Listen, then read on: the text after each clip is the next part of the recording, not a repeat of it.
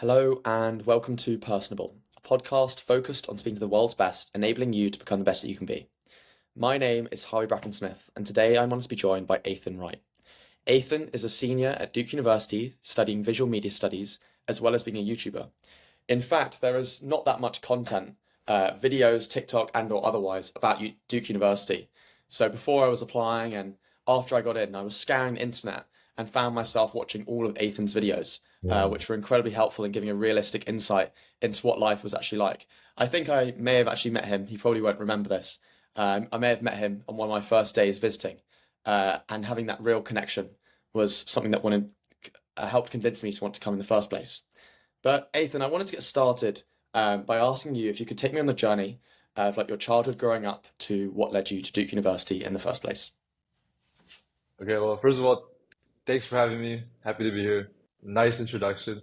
I feel like I remember speaking with you before you came to Duke, but we can talk about that. But yeah, if we were to get into my life before Duke, I would say that throughout school, I was always very focused on academics. And it had always been a dream for me to get into, top school. Um, so I had always, been kind of good at school. I got the grades and stuff, and a lot of my school time was spent just trying to excel in school. To be honest, I sometimes I struggled. I was like the nerd, so I wasn't like the coolest kid.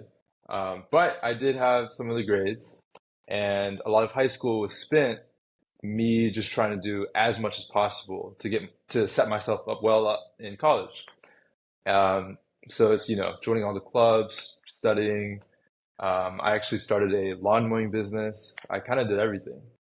And that was just a really big grind because I knew, like, getting to a good college is not necessary to set yourself up in the future, but it does give you a little boost. So I was kind of trying to do everything I could to just set myself well for the future. On top of that, I I was so college focused that all I would watch in high school, like on YouTube, was college vloggers, people in college going through their life, and that was such like an aspirational thing for me. I found so much joy in that because I knew I wanted to be there. I wanted to be where these guys were, and I realized not only did I want to be in a top college, but I wanted to be that guy filming my experience as well. And that's kind of what inspired me and made me start filming my own videos when I got into Duke. Literally, the very first day that I got to Duke, I was all in on YouTube and I filmed my move-in day, and I've just been super consistent for the past over 3 years now. And it's been fun. With the filming element, I said Elliot there, because I used to watch a lot of these college videos as well. Elliot Choi came to mind, hence why that slipped off the tongue. But I used to watch a lot of these videos, and they would give really realistic insights on what life was like.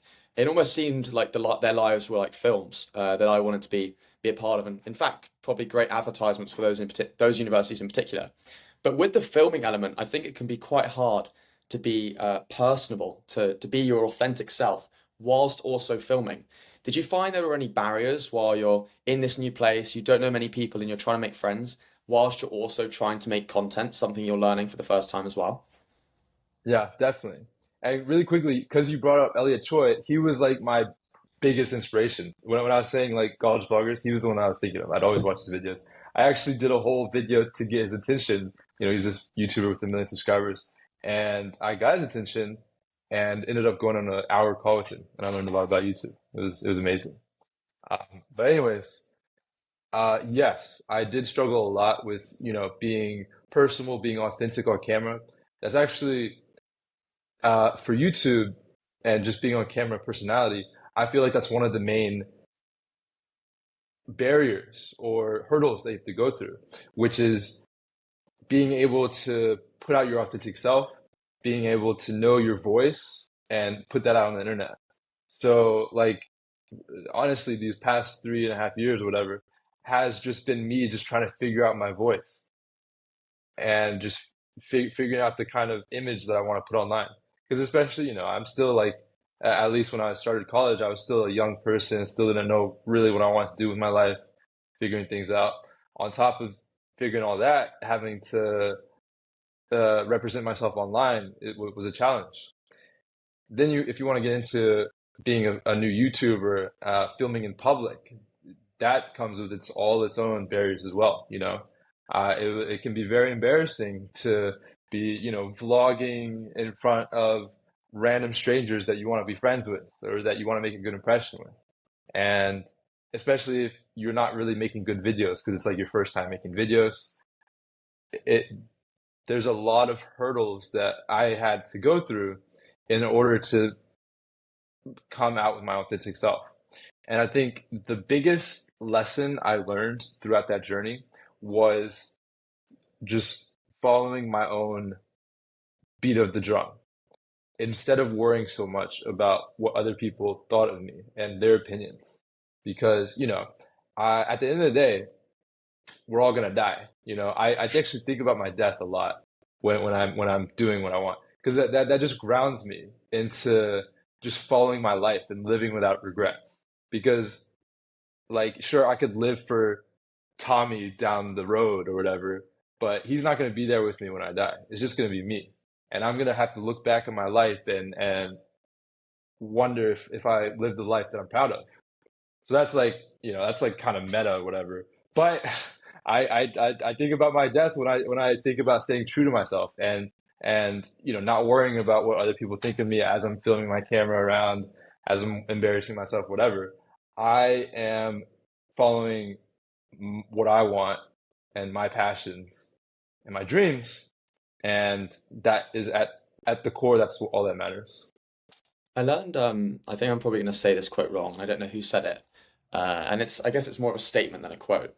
But I heard something in which they said that everyone has the same goals. So goals aren't what make you different. It's the actions that you put in place that make you different to go about actually achieving those goals. And what I think is so interesting about that is someone like Elliot Choi. I mean, even myself, like I felt inspired to want to perhaps to create that college style content. I mean, it made him come across as so likable, as so engaging. It made everyone think and want to be like his friend. And so I could see a younger Athan being like, that's cool. I want to do that myself. And then there's also the thing where it's like motivation only lasts, for a short period of time. You can be motivated to create that first video, to get out of your comfort zone, to speak to that person, to do that thing. But it's discipline and consistency that keeps you past that.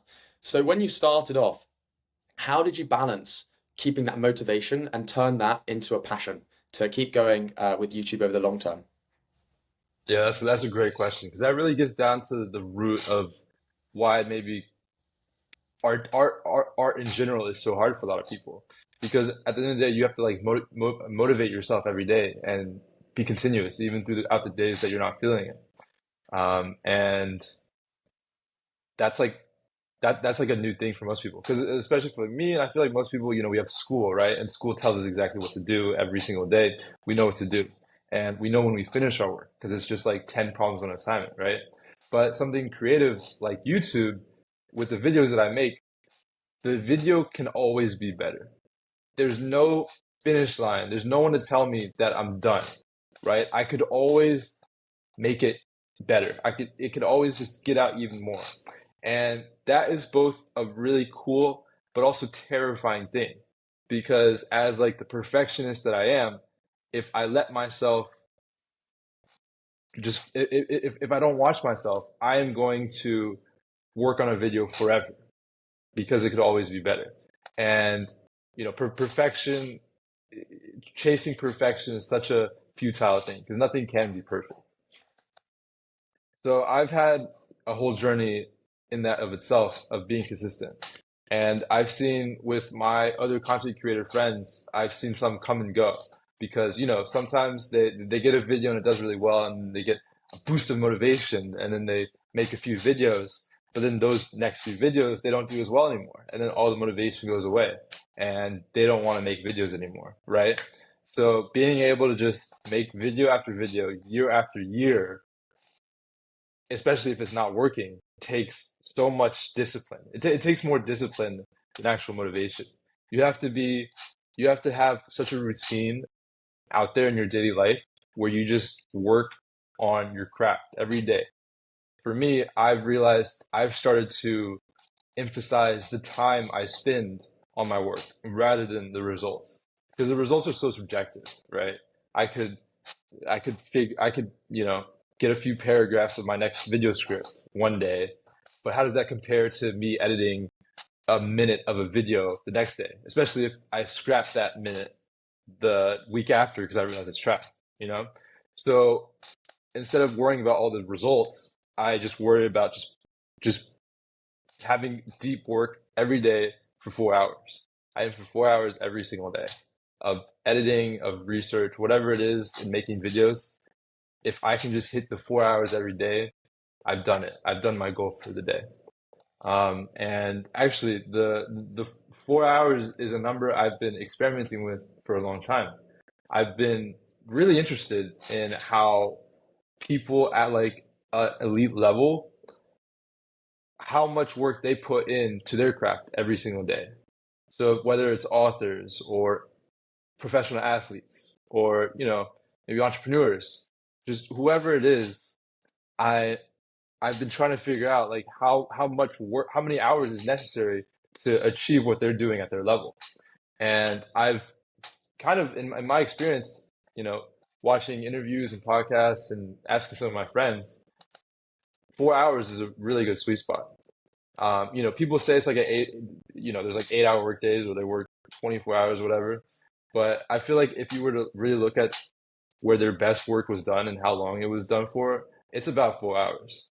The rest is like procrastination, especially for me in the years prior. I'd like work all day, but it'd be mostly just procrastination. And then I get like a couple hours of good work, right?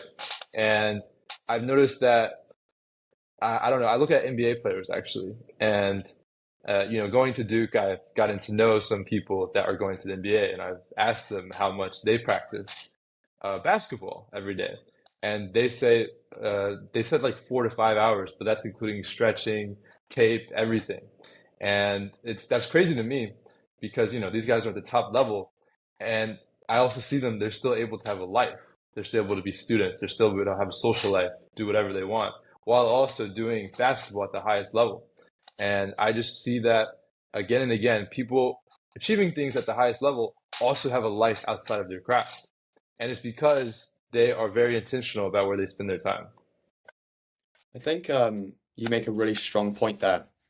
Something that comes to mind to me, I think it was on Jimmy Fallon, maybe 8 or so years ago. And Kobe Bryant went on, and I think he was describing his routine. And it was like, I get up at 12 a.m. and I play basketball for an hour, and then I go back to sleep for half an hour, and then I wake up for an hour and I play. And this perception of what success is has been in the past overwork yourself to death in order to Yeah. beat everyone else. But then there's been the rise of this new wave of like entrepreneurship. It's interesting. I didn't know that about basketball these days, but like there's an author called Tim Ferriss who wrote the 4 Hour Work Week, which Yeah. isn't 4 hours a day. That's a 4 hours in a week, and basically that thing in mind. And I think work life, not even work life balance, but offering other parts of your life for your mental health, for your physical health, enable you to have more longevity. Because otherwise, overworking yourself leads you to burnout. In fact, like Olympic divers, don't quote me on this. This might be wrong, but from what I've heard, they only do like the ones going from ridiculous heights. They only do maybe like 5 dives a day, and the rest of the time they spend doing like mats and stretching and exercising because there's a limit to the amount their bodies can take. And what I think is so interesting regarding like your why and your higher purpose and your passion is that um, everyone's always going for the quick fix of how to do this, of how to do this. But I think it's the underlying why that drives you forward. And I think you've really got that, which I think is really interesting. Yeah. Yeah, definitely. I also really, first of all, the 4 Hour Work Week is one of my favorite books all time. I mentioned I started a lawn mowing business in high school.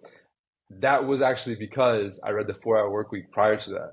And that like inspired me to create my own passive income. And also it taught me how to manage my time really well and all that stuff. Um, and yeah, I also really agree with what you said about it's you know having breaks is so important in being able to be as productive and get the most out of yourself. Just like with working out, right? You don't work out 8 hours a day, all day, every day, right? You work out for a couple hours at most, and then you take breaks. You let your body recover. You let it rest. And I think a lot of that is similar to your life and working on your craft. Like, yes, you can work on your craft, but you should also have a life outside of that, because that's going to give you the break you need and also feed into your energy and inspiration so you can go back into the craft and do even better the day after.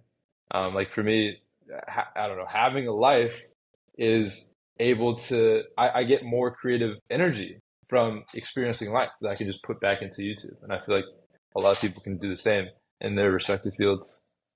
I think I have like, although I don't even have a similar size following to you, I've very much taken a similar perspective towards what I'm doing. One of my friends asked me the other day, like, if you could have one thing like for your podcast, you could have one guest that could like take it off, who would you want? And I didn't respond to the question. I simply replied that it's not one guest that's what make this podcast what it is. It's about one or two or three podcast guests every week. No matter if I had Bill Gates on tomorrow and it got 10 million views, that's no use to me because the next week I don't have an interesting conversation in order to develop my own personal development and able to continually grow my community that I'm trying to build and go on this path to become the best you can be. And I think that people are so fixated on this singularity rather than the longevity, which I think is so important. On top of that, with regard to what you were saying about authors, I think they do very much have these situations in which they're really consistent. When they're working on a book, or we've got professors at Duke in which they're trying to work towards maybe a Nobel Prize or something like that, or even in Mm, Hollywood where they're trying to make a film. But the difference with things like that is once it's made, it's out there, it's done. Maybe they get a sequel, maybe not. Whereas with YouTube, it never ends. I think someone leaked one of MrBeast's like guidebook for new employees, and he was saying this isn't a traditional media company. We're trying to compete with, we're not Hollywood. We're trying to make a Hollywood level production week in, week out. And so my question to you is, how do you balance having that consistency, i.e., being able to put in content out every week or month or year or whatever your consistency basis is, whilst also balancing that with excellence? yeah. Yeah, I mean, I think it's what you kind of said in the beginning, right? It's prioritizing the cycle, the progression over an end goal, right? Because first of all, life is not a goal. It's a cycle. It's always continuing, right? So why aren't you so we must go at our goals in the same way. I think the problem for a lot of people is that they're so singular minded on achieving one goal. And then when they achieve it, they don't know what to do with the rest of their life, because life moves on. And sure, it's great in the moment where you achieve the goal, but then you have to do something the next day and the next day and the next day, right? Kind of what you were saying with, yeah, you could get Bill Gates and that'd be awesome, but you still got to have a guest the next week. You got to keep going. Like life does, you don't just win at life, right? It just keeps going. So for me, I have really learned, and this has not been easy, but I've learned to prioritize the process of making videos over the monetary success, over the external results. Literally, just what gives me the most fulfillment, what gives me the most joy, what I aim for every day is just working for 4 hours and just getting slightly better at making videos and making the video slightly better than it was yesterday. That's where I place all my value. I don't care about how many views it gets. I don't care about who sees it, the comments, or anything. My life feels fulfilled when I'm just able to work on that craft every single day. And I could do this for the next 10 years, for the next 20 years. This is very sustainable. It's a very fulfilling thing for me. And I fully believe that if I'm able to do this over the long term, things will pan out as they're meant to be. I that yeah, that's just how I think. To play devil's advocate, as amazing as your videos are, as engaging they are as they are, and I I'm going to guess a lot of Duke students have probably come up to you, enjoyed your content, and have said how it's helped them. But something I've consistently heard, particularly in the YouTube space, but I'm sure it's in any pro athlete, musician, or any other industry, is that it's too saturated. You're never gonna make it. You're never gonna make a career. Why even try? What's the point? And so I flip that back onto you. Like with this saturated landscape in which the biggest creators getting even bigger, and there's been an even bigger increase towards watch time for the biggest creators. Like why even bother doing this, Ethan? Yeah. No, that's fun. That's great. A lot of people ask me like why I'm so crazy enough to pursue YouTube. And yeah, so people have been saying that YouTube has been saturated for the past 15 years, right? That's just people have always been saying that. Everyone always thinks it's like too late. And then, you know, if we go back 15 years ago, now tons of people, so many people exist that didn't exist 15 years ago, right? And the same is going to be true for 15 years from now, right? And then it's like, oh, it's saturated, but all these guys made it, but I can't make it. It's too saturated. And then another guy makes it. And then it's like, okay, well, I just need to work harder. And I think that's kind of what it comes down to. In a space like this, and I feel like in a lot of spaces, maybe creative, maybe these harder to achieve spaces, actors, entrepreneur, whatever, what it comes down to at the end of the day is consistency over a long period of time. If you're able to be consistent over a long period of time, you're going to find success and however it manifests itself. Because at the end of the day, 99% of the people are going to give up when it gets too tough, right? And the one consistent thread between all the people that make it is that they just never give up. They just keep going. You brought up MrBeast. He was doing YouTube for 5+ years without getting success. And he just kept going. He just didn't care. He just kept going until he made it. And I am actually inspired by so many other people's stories. I look at someone like Michael Bublé, actually, random singer for me to mention. But he had this whole struggle as well for like 8 years. His music career wasn't working. And this dude just kept going. He just kept going. He just didn't give up.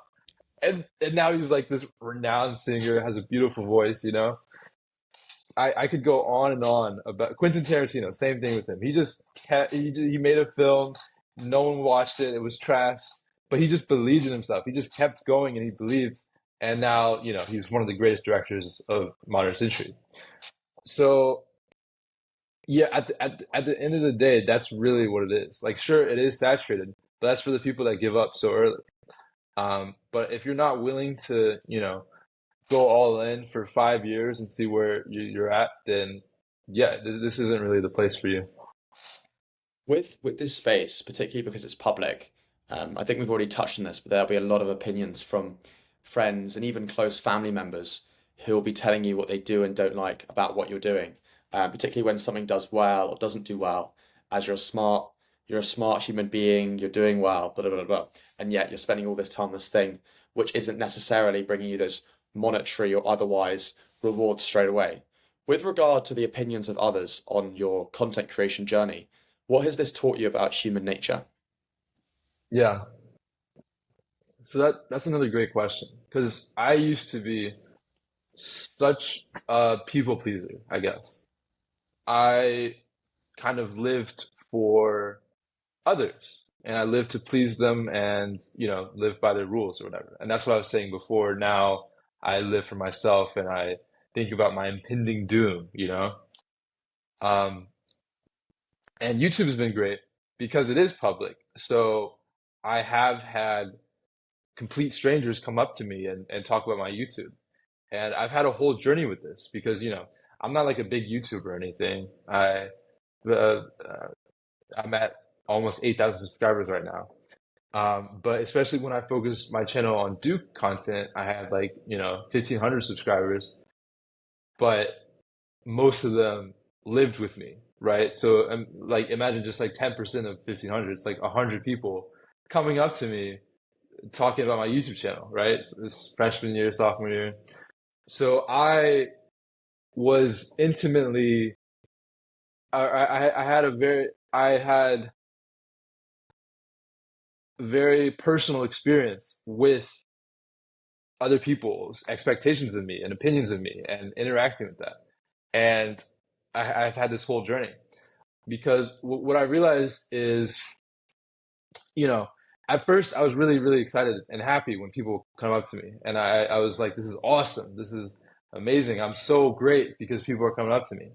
Right. And then they tell me how they really like my videos or they applied to Duke because of me, all these things. And it just made me feel great. And I was like, yes, I'm going to make more videos for you guys and to impress you guys or whatever.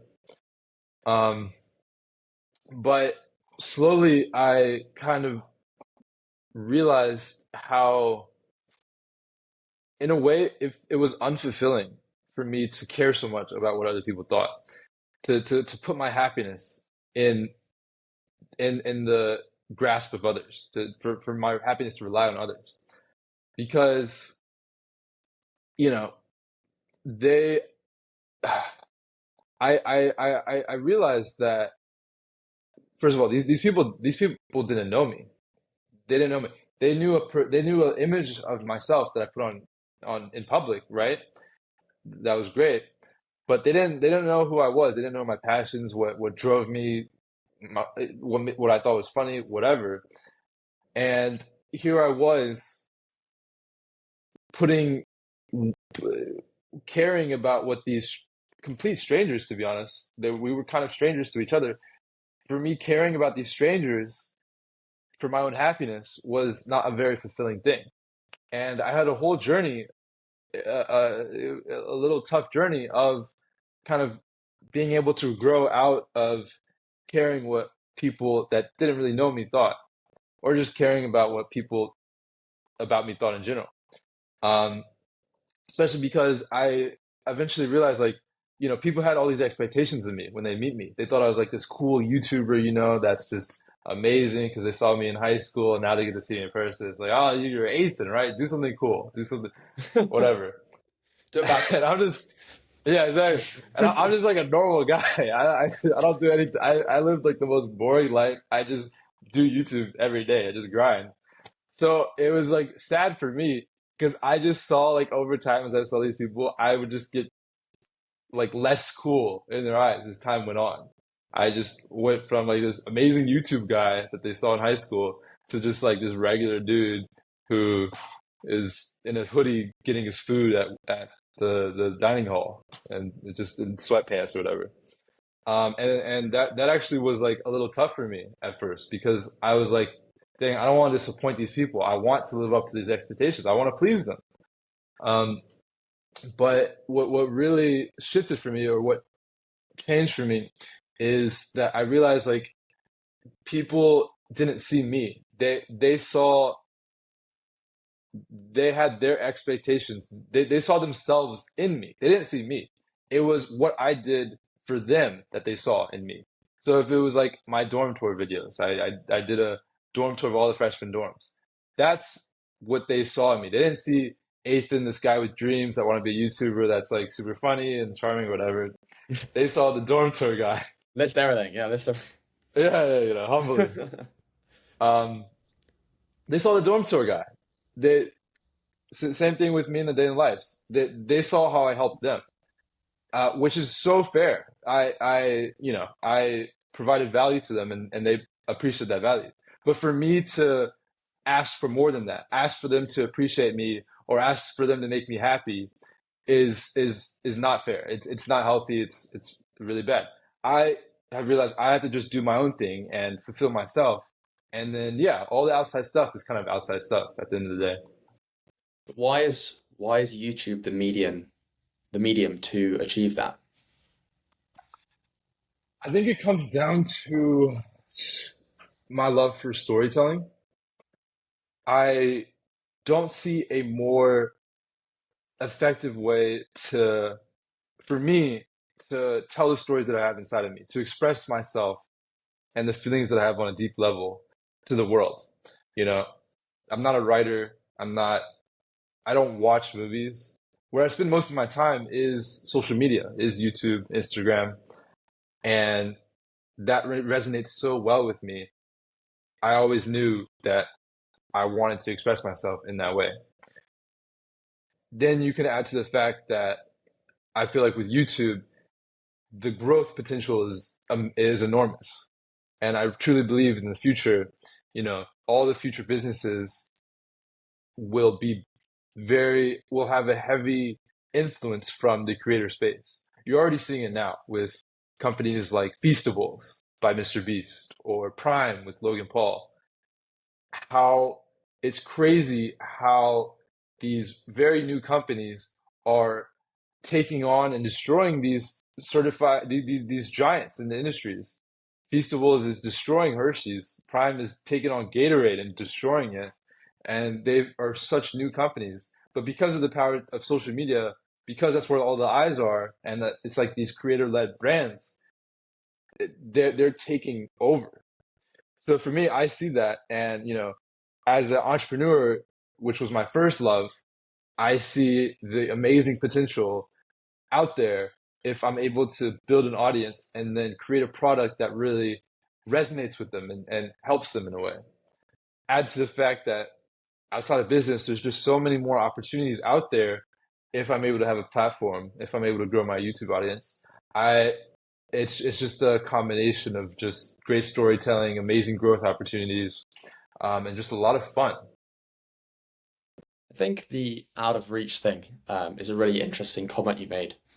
Within a university context, student athletes, I can often see that people think they're amazing on a sports field, but not all of them. I'm friends with a lot of them, but there are a lot that also seem to be very out of reach, and so they are seen like these sort of like godlike figures that are only doing things on amazing things on a sports field, but aren't seen day to day. And on the one hand, sure, it makes them look amazing, and everyone views them as amazing. But I think it's better, there's this thing that it's better to have one or two or three or four, five close friends than have a million people that sort of don't, that kind of know you and that think you're amazing. And I think what I've found in my own life when I've tried to do that and, not really tried to engage with individuals, but tried to appeal to the masses in terms of, whether in a school environment or university or work or beyond that and in social media, it has a really bad implication on your mental health. And so I think it's really important to be grounded in who you are and what you're doing and being yourself instead of trying to be something you're not. You mentioned you'd had that call with Elliot Choi, and I actually watched that video. I thought it was genius when you did it. I was wondering if you could talk a bit about how you see the future of YouTube evolving and going down into the nitty gritty of more of the analytical side of how you think about making videos, what goes into it. Yeah, from the analytical side. Yes. Yeah, so that's amazing. You're like speaking my love language right now, talking about YouTube. I could go on for I could go on for days about talking about YouTube, but I'll say this is what I'll say. I believe that we are kind of getting out of a YouTube era where the spectacle was the most important, right?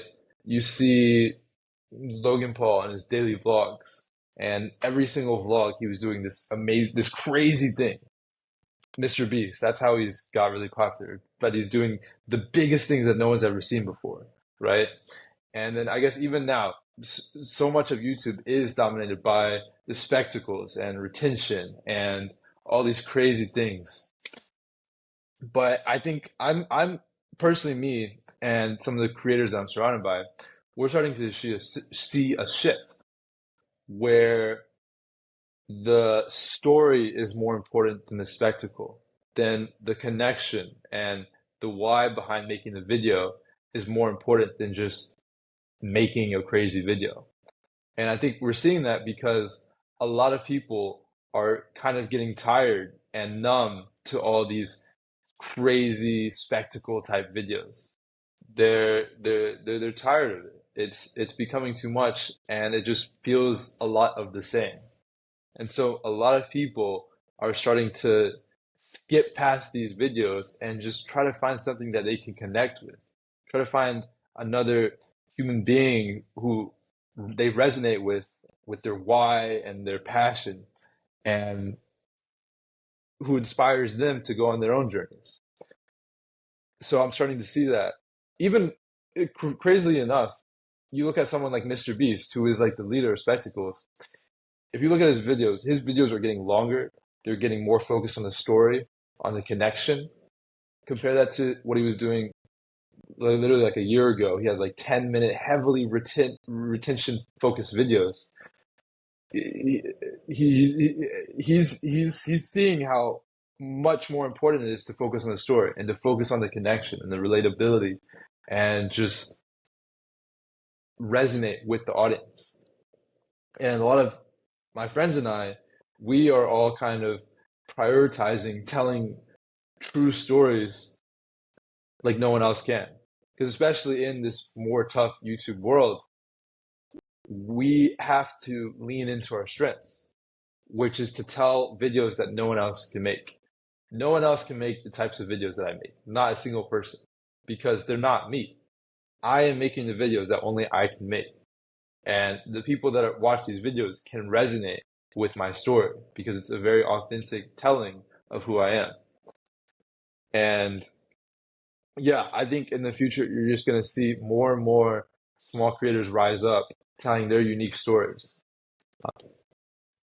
I went to some museum, let's call it the British Museum, and I can recall seeing some art in that, and writings, books people had written from a couple hundred years ago, maybe even 100 or 200 years ago, and they were describing what a lion looked like, what a tiger looked like, and they were saying they had these big claws and had this angry looking face, blah blah blah, and then someone would be back at home in London, and they would paint what they thought the animal looked like, and everything would be exaggerated. You know, the claws were way bigger, the head and the teeth were enormous, making them seem like the most aggressive animals you could think of.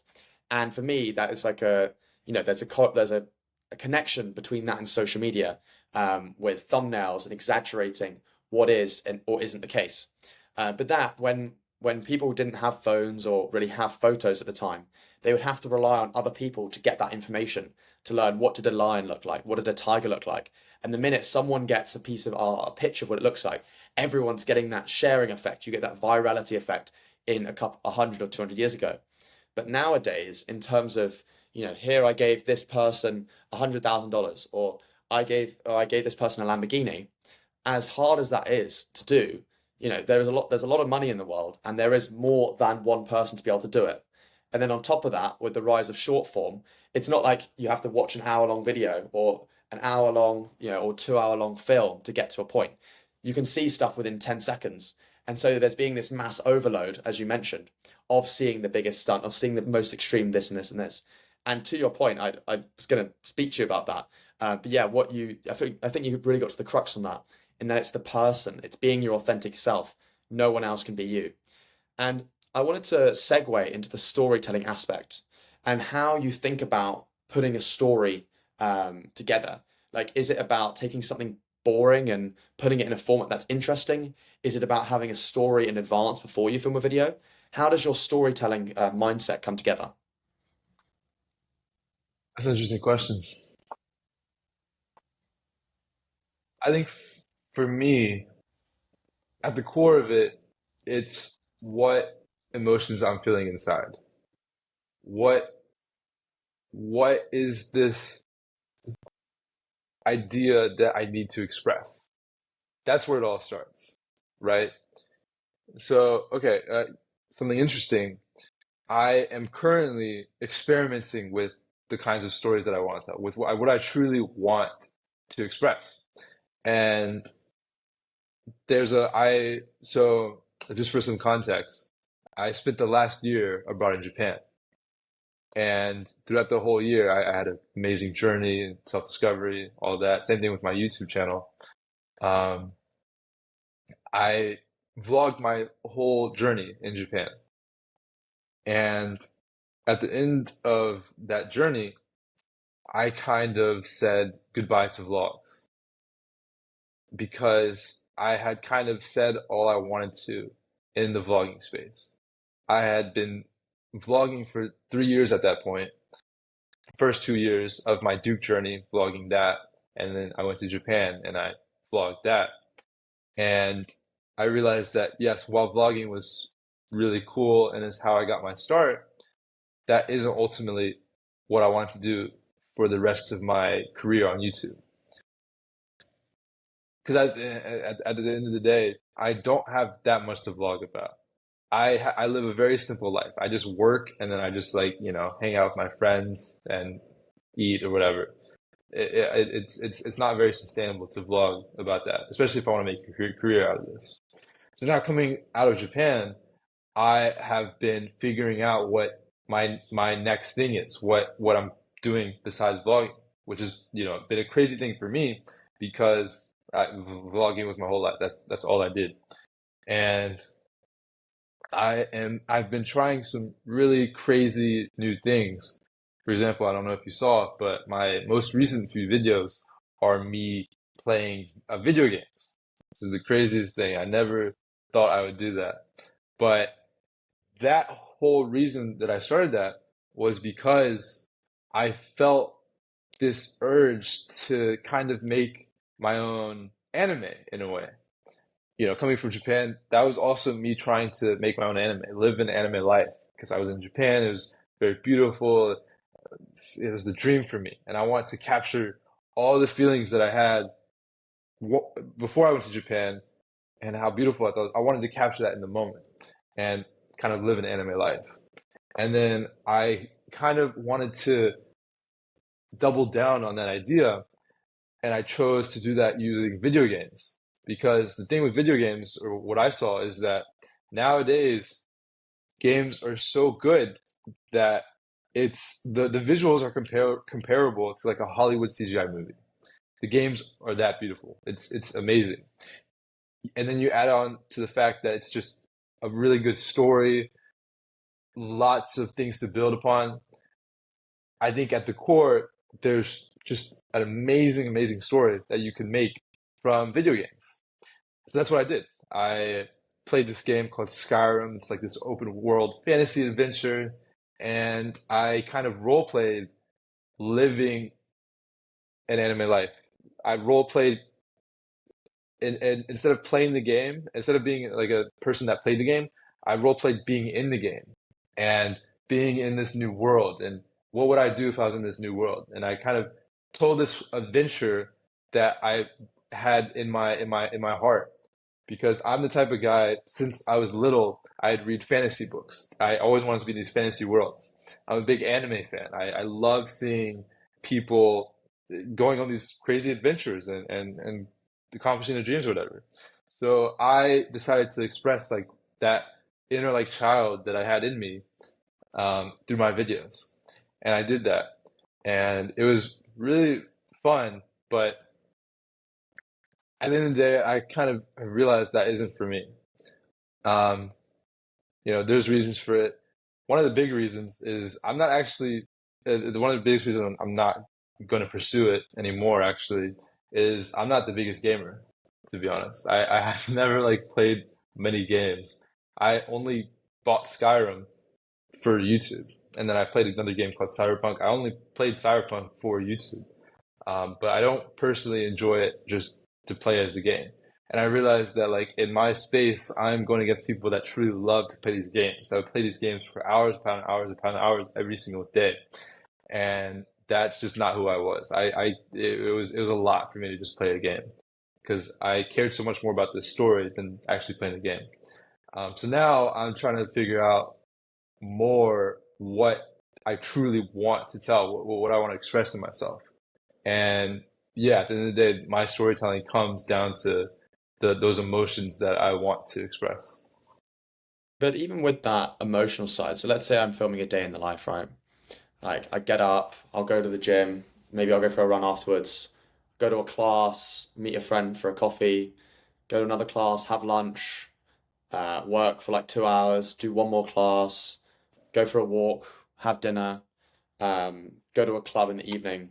go to bed, right? There's so many different things. You don't have to remember the individual parts of that hypothetical day, but there's so many individual parts, right? There's me going to class, there's me studying, there's the fitness element, the running, the sport. And whether you're building that into a 1 minute or 2 minute TikTok video or a 10-minute YouTube video or a Sam Sulek 30-minute, training type day in the life video, for someone that is doesn't know that much about storytelling within this YouTube context, could you break it down for me? Like what you think it's good, what to emphasize? Is it about like funny moments? Is it about if you're a fitness trainer, is it all about focusing on the gym? How do you even, from someone that knows nothing about what to emphasize, what to focus on, what to not focus on, what to speed over, what to slow down on? How do you like put that day in the life or gaming videos story together, both pre, during, and after? Yes. Yes. So it goes down to what message are you trying to tell? And the first way you realize what message you want to try to tell is by what you feel inside of you.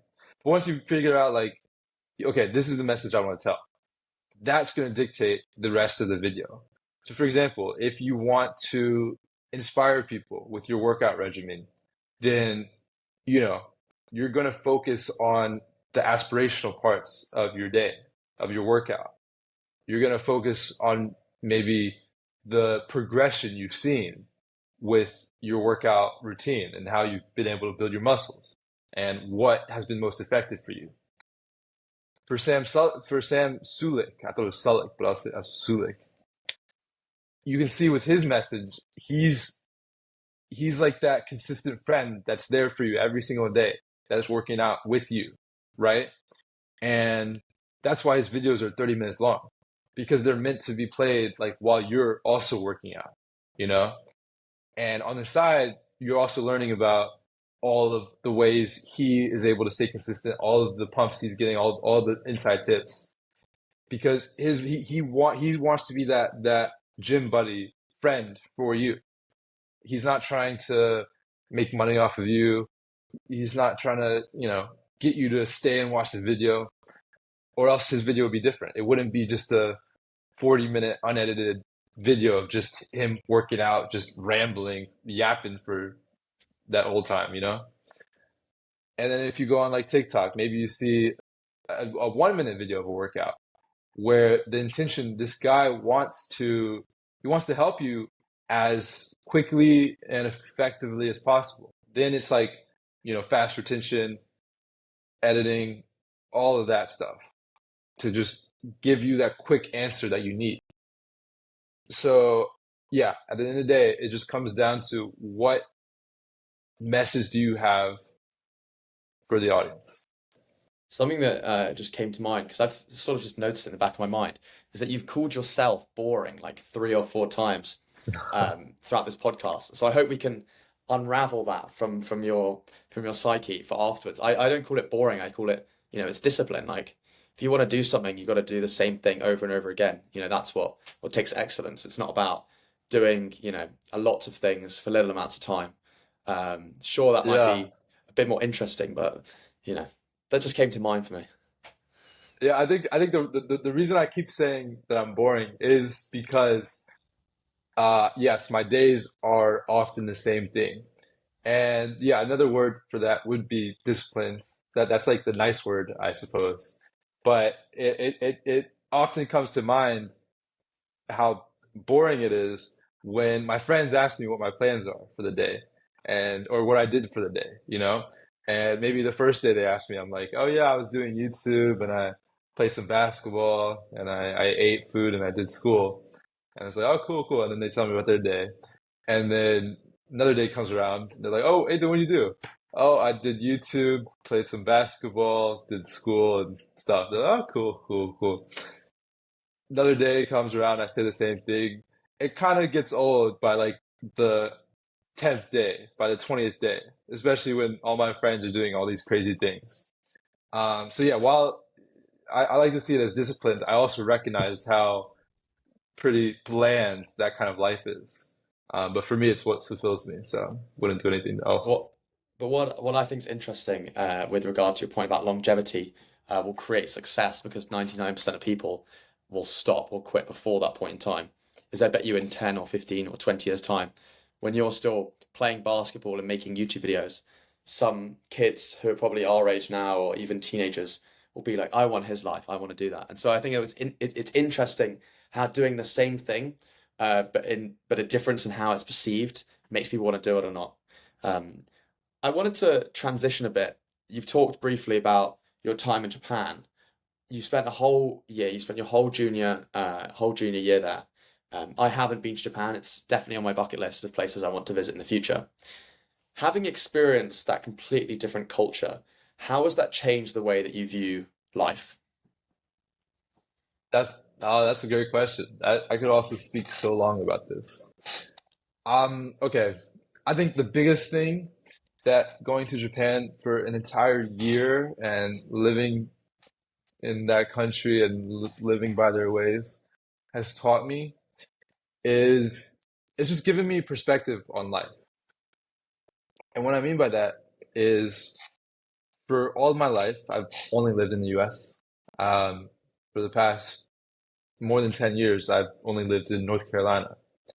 And I started to live by the rules around me and not question the life that I lived.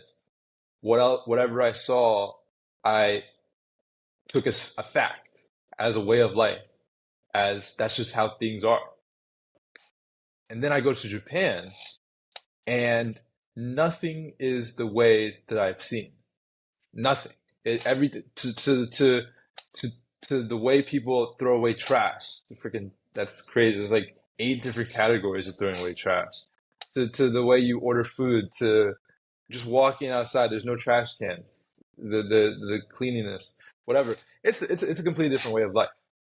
And that just gave me so much perspective because I realized that, this very narrow way of thinking that I had before coming to Japan was just because I had lived in the same place for all my life, right?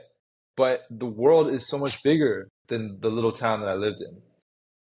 And realizing that has given me so much freedom in life now to the point where I can recognize the nonverbal societal rules that exist all around. And I don't feel obligated or restricted by them anymore. I am so much more in tune with my desires and my goals that I'm able to just pursue them without fear of what other people think of me. I think at the end of the day, a lot of people are restricted by the opinions of other people, by what they think other people are going to think of them when they do whatever. And I no longer feel restricted to that anymore because I understand that depending on where I am, what I'm doing can be super accepted or slightly frowned upon or whatever, right? It's just a matter of perspective. And I've realized in such a fluid world where it's just perspective that matters, what should truly dictate my actions is just how I feel and my where my goals take me. And of course, this is assumed that everything is morally and ethically fine. And as long as that's fine, like I should not be worried about what other people think. I should be living true to myself. And so Japan has really just living abroad in Japan and living in such a new environment has really just given me the confidence to live life as I please. I think I've two thoughts come to mind. Firstly, I think the idea of worrying about what other people might think is a big trend I've noticed in the entirety. When I say the entirety, I mean the US and the UK, the only two places I've lived in the Western world. But I'm going to say the entirety, I'm going to make a huge generalization. The entirety of the Western world is very focused on what others might think of us. And then the other thought I had, which I thought was so interesting, in which you're saying that people in Japan are more focused on themselves rather than worrying about other people, is that in the world where we're more worried about what other people might think of us, we're more uncleanly, we don't have 8 categories of trash, we still have a lot of, violence, etc., etc., etc. And so it's just a complete like backwards way of thinking about things. I was wondering if you could talk to me and to the audience a bit about the societal rules, the underpinning societal rules that you see in the US, or used to feel like you were constrained by, but now having had this new experience, you realize are not actually that important. Yes. So it comes down to be honest, a lot of the things come down to having the courage to put yourself out there and to embarrass yourself sometimes. Um, a lot of people are just too afraid to of rejection, you know? It's as simple as, saying hello to a stranger and working up a conversation. That's like that's like weird for people. It's like, no, you don't do that. You don't see random people coming up to me and saying hi or whatever. That's not something you do. But that's just that's kind of just in your head. Like no one, you're not going to be punished for going up to someone and saying hi and putting yourself out there. You're not going to be punished if you're a guy wanting to talk to a girl at a bar and respectfully coming up to her and starting a conversation. You're not going to be punished for that. But it's your fear that these that your status in your surroundings is set in stone, is going to determine the rest of your life. And then yeah, when you like leave everything that you know and your status is completely different, then you realize like how fluid that is and how much it doesn't matter. Um, so that yeah, that's really it at the end of the day. Just being able to put yourself out there. Um, yes, that's yeah. Without going to Japan, is there a another way to get over this fear of embarrassment? Is it about exposure therapy? Is it about a mindset? Yeah, I think putting yourself out there in small forms is really the biggest thing. Like for me, just doing YouTube actually was a great way to realize how easy it was to put myself out there and you know how powerful it was as well. Because the thing is, a lot of people feel that if they put themselves out there and then they get rejected, life is over. They can't move on. They're lame and everything is done for, right? But but then you realize, but then when you actually do it, you realize like, oh, it's not that bad. Okay, this girl said no to me. Oh, this person looked at me weird. Whatever. I'm I'm not just uh incel in society now for the rest of my life. The sun comes up another day, and I just live another day, right? And you start to, as we said before, you start to see the cycle in life, and you get to just continue on. Um, and you don't really see that unless you put yourself out there, and it can be small ways, just saying hi to people, just doing something that's uncomfortable for you. You do that more and more, and then you realize it's not as big of a deal as you thought it was previously. I've got three final questions. The first one being, if I was to ask someone in 80, 100, or 150 years' time, hopefully you live a long and prosperous life, um, what would you want them to say about your legacy and the life you lived? My legacy and the life I've lived.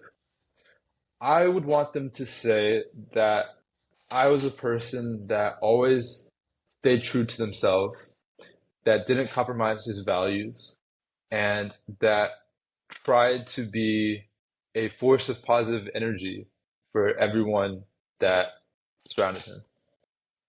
Now, looking forward, from your age onwards, what's next for you?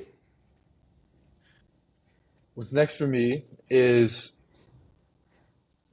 going even harder on YouTube and content creation in general. Not only will I be, trying to get to my goal of 100,000 subscribers on YouTube, but I will be on Instagram Reels and TikTok developing my short form platforms as well, and just going highly obsessive and working harder than I ever have before on all these verticals. And my final question, and I ask this to every guest, is what is one thing that you'd want a listener to take away from this episode?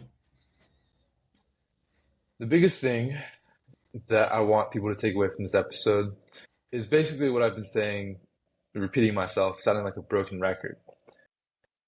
The importance of staying true to yourself, of following that inner desire that you have, of those, you know, deep subconscious thoughts that you have. Everyone has some inner passion or drive that pushes them forward. And for some people, it's harder to listen to that and to have the courage to pursue that. And I just want to say to those people that you can do it. You, you're going to feel most fulfilled when you follow that inner drum beat of your heart. I feel bad for anyone that clicked off this episode, if they thought that this was just a YouTube focused episode. They heard us breaking down the analytics and how to go in the deep dive of YouTube, and they clicked off. And the reason I feel bad for them is I think YouTube is merely a step. It's 2024, YouTube's the current medium, and if we film this podcast in 10, 20, or 50 years, I bet the medium would be different. The fact that you spoke about YouTube, from my perspective, is a form of expression, of creativity, of growth, of self, of being yourself. And I think that's so powerful. It used to be, people painting. It used to be people writing books. It used to be television and films, and now it's giving this more democratized version. I think it's fascinating how that sense of self and having needing that external validation, something that I think pretty much everyone struggles with, and being able to come over that at such a young age is so inspiring. And the fact that you have that 4 hours a day, I think will make you a superhuman, with YouTube and beyond. And people often ask me like why I interview people of such a breadth of ages. Typical successful person, the average age of an entrepreneur, I think is like 60 years old. So why isn't my podcast just a bunch of 60-year-olds week in, week out? And my answer to that is it's nice to see people at different stages of the journey, of people that have been successful, of people that are in it. And I feel like you're very much in it. You're obsessed over it. You're in the grind week in, week out. You're not boring. You're disciplined, and you're going to continually get to that goal. There is no one goal. Whether I talk to you and you had 5 subscribers or 100 million, it makes no difference because you're doing the same thing. But thank you so much today. I feel like I have learned a tremendous amount, not just about YouTube, but also my sense of self, about getting over that fear of rejection, of fear of embarrassment, and always having that otherworldly perspective, that even if I never end up going to Japan, that there is a whole other world out there, and that I can use that in my own life to stop worrying about what everyone else might think of me. So thank you, Athan. Thank you for having me. This was a great conversation as well.